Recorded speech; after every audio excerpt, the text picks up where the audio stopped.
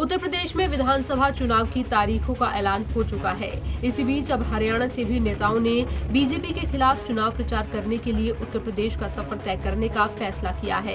एलनाबाद से विधायक और इनेलो के प्रधान महासचिव अभय चौटाला ने ये ऐलान कर दिया है कि उत्तर प्रदेश में जाकर बीजेपी के खिलाफ वो प्रचार करेंगे। यूपी चुनाव में बीजेपी को कड़ी टक्कर दे रही समाजवादी पार्टी के पक्ष में अभय चौटाला प्रचार करने पहुंचेंगे।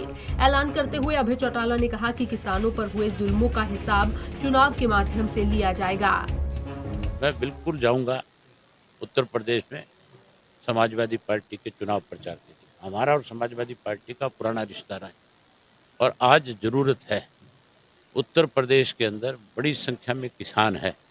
किसान पे किस तरह से सरकार ने अत्याचार किया, किस तरह से उत्तर प्रदेश के खैरुमपुर लखीमपुर खीरी में किस तरह से किसानों के ऊपर उन्होंने गाड़ियां चढ़ा करके उनको मौत के घाट उतारा, उसका बदला तो इस चुनाव में लिया जाएगा ना।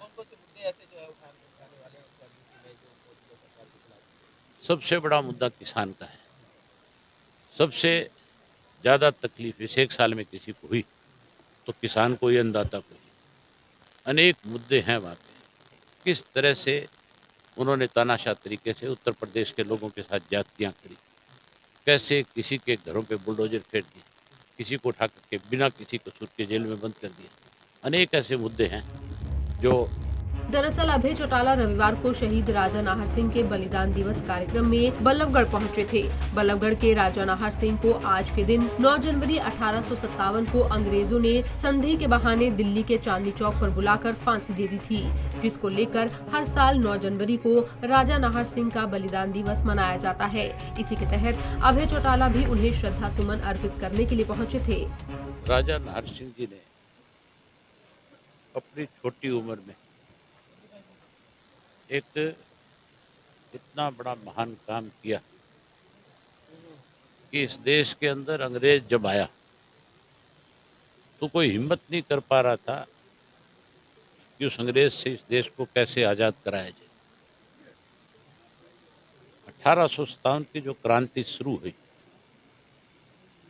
उससे पहले राजा नाहर सिंह जब राजा बने, जब उनके पिताश्री की डेथ हुई और उनकी डेथ के बाद जब उनको ये शासन सौंपा गया, कोई बड़ी रियासत नहीं थी, बावजूद छोटी रियासत होने की उन्होंने एक छोटी उम्र में एक बहुत बड़ा फैसला लिया था कि मैं कोई भी टैक्स अपनी रियासत की तरफ से इस अंग्रेज़ की हुकूमत को नहीं दूंगा।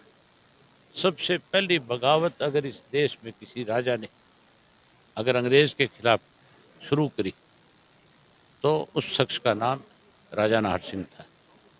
राजा बहुत हुए लेकिन सब राजाओं ने अंग्रेजी हुकूमत के साथ कॉम्प्रोमाइज़ किया, उनके सामने सरेंडर किया।